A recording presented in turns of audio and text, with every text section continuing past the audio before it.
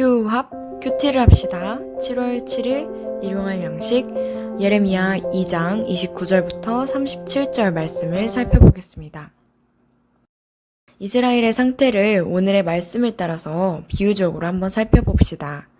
범죄 스릴러의 한 장면이 떠오릅니다. 이스라엘은 이 범죄 사건에서 어떤 역할인 것 같습니까? 이스라엘은 범죄 현장을 찾아 제압하는 경찰이 아닙니다. 범죄자의 손에 꼼짝달싹 못한 채 잡혀있는 인질도 아닙니다. 오히려 손에 무고한 사람의 피를 묻힌 채 활보하는 살인자의 모습입니다. 그들의 눈은 불안감으로 흔들리고 있습니다. 범죄로 인한 죄책감과 범죄하게 만든 이 세상의 악순환의 고리 앞에서 괴로워하고 있을 겁니다. 이스라엘은 자기 손으로 범죄를 저질렀음에도 자백하지 않는 상태입니다. 오히려 이런 죄책감과 범죄 이전부터 있어온 모든 문제들을 자기를 만든 존재의 탓으로 돌리고 있습니다. 범죄의 근본적인 원인이 하나님께 있다며 범죄를 합리화하고 있습니다. 말씀을 보면 이스라엘이 죽인 사람이 있음을 알 수 있습니다. 과연 어떤 사람을 죽인 것 같습니까? 그들의 집에 도적질을 한 사람을 죽인 게 아닙니다. 하나님의 메시지를 전하는 사람들을 해쳤습니다. 이스라엘은 하나님보다 돈을, 또 힘을 가진 존재를, 안정을, 권위를 더 사랑한 것으로 범죄를 시작했습니다. 그리고 이제는 자기가 사랑하는 그것들을 지키고자 하나님의 사람들을 죽였습니다. 하나님의 메시지를 전달하는 사람은 하나님을 대표하는 의미를 갖습니다. 오늘날 대사관이 한 나라를 대표하듯이 말입니다. 그런 의미에서 볼 때 하나님의 사람들, 하나님이 보낸 선지자들을 죽였다는 것은 하나님을 대적한다고 밖에 볼 수 없습니다. 하나님께 본격적으로 도전장을 내민 겁니다. 하나님께서는 이스라엘의 약속 파기 앞에서 이스라엘의 배반과 도전장 앞에서 어떻게 말씀하십니까? 파기된 약속이니 이판사판, 공사판이다 이러면서 김치 싸대기를 날려 후련함을 누리시는 하나님이십니까? 아닙니다. 예상치 못할 심판으로 그들을 단번에 끝내버리시는 하나님이십니까? 아닙니다. 하나님은 오직 하나님의 의로움으로 대응하십니다. 하나님은 이스라엘에게 신실하게 만나주셨던 하나님을 기억하게 하십니다. 이스라엘의 하나님의 백성으로 삼겠다고 약속하신 이후로 단 한 번도 배를 골지 않게 하셨고 또 보이지 않는 광야에서마저도 하나님을 보는 믿음으로 성장시켰음을 말씀하십니다. 이스라엘이 어떤 범죄를 저지른 상태인지 율법을 기반으로 깨닫게 하십니다. 누구도 손 쓸 수 없이 고장난 자동차가 도로 위를 활보한다고 해봅시다. 그 자동차를 멈추게 하겠다고 누가 자기 목숨을 걸고 차에 달려들까요? 자기 목숨을 소중히 여기지 않는다면 가능할 겁니다. 하나님은 선지자를 이스라엘에게 파송하십니다. 하나님이 보낸 선지자가 이스라엘의 손에 죽을 것을 모르는 게 아니지만 그럼에도 자기의 사람들을 이스라엘에게 보내셨습니다. 하나님 자신이나 다름없게 사랑한 선지자들을 그들에게 내놓으신 것은 다른 의미가 아닙니다.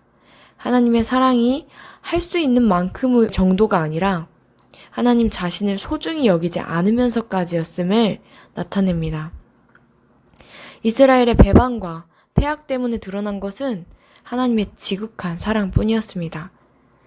우리는 때때로 우리 앞에 놓인 고난 앞에서 입을 삐죽 내밀며 하나님을 원망할 때가 있습니다. 하나님 사랑이 과연 이 정도뿐이냐고 하나님을 시험하는 말을 서슴지 않고 내뱉곤 합니다. 하나님께서 정말 나를 사랑한다면 내게 이렇게까지 하지 않을 거라고 말합니다. 하지만 어떻습니까? 하나님 앞에서 범죄한 내 상태를 살피기보다는 고난에 대한 해석을 먼저시할 때 큰 오류를 범하게 됩니다. 하나님 앞에 범죄하고 있다는 걸 깨닫지 못하면 하나님께 감히 칼을 들이대게 됩니다.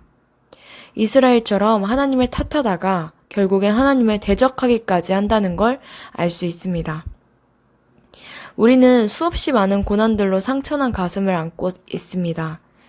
믿었던 사람에게 받는 배신, 알고도 당해야 했던 억울한 상황들, 갑작스런 사고와 질병, 도저히 해석하기 어려운 고난들이 있습니다. 상처가 아물기까지는 하나님의 사랑을 인정할 수 없다고 말할 수 있습니다. 하지만 우리가 잊지 말아야 하는 사실이 있습니다. 하나님 때문에 이 땅에 고난이 있는 게 아닙니다. 우리가 미워하면서도 사랑하는 그 죄가 이 땅에 우리 속에 씨앗처럼 심겨져 있는 한은 그 죄의 영향을 받을 수밖에 없다는 겁니다. 이 땅에 발붙이고 사는 동안에 고난이 필연적일 수밖에 없습니다. 하나님께서는 고난 중에 고통하는 피조물들을 어떻게 돌보십니까? 자기를 닮은 가장 사랑하는 존재가 어디에 어떻게 있어야 하는지를 누구보다 가장 잘 아시는 하나님이십니다. 하나님께서는 사망의 그늘에 있는 우리들을 모른 척하지 않으십니다.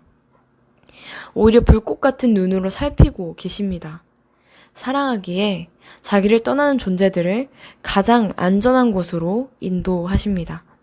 안전한 곳은 다름 아닌 하나님 품속입니다.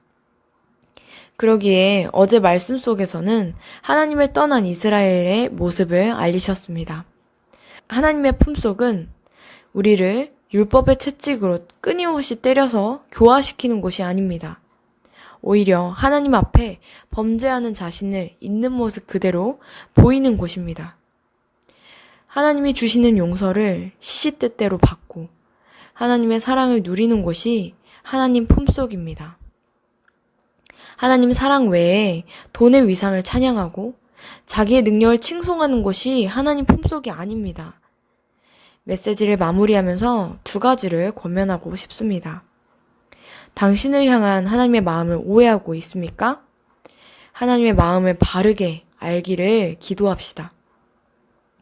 이스라엘의 백성처럼 하나님을 알지만 하나님을 경외하지도 영화롭게 하지도 감사하지도 않는 마음이십니까? 그 구멍 뚫린 가슴을 안고도 여전히 하나님 앞에 범죄했음을 인정할 수 없다면 온전하게 깨닫고 하나님께 돌아가기를 소망합시다. 이렇게 두 가지를 권면하며 오늘의 메시지를 마무리하고자 합니다. 다시 한번 말씀을 묵상할 수 있는 시간을 갖길 바라며 오늘의 메시지는 마무리합니다.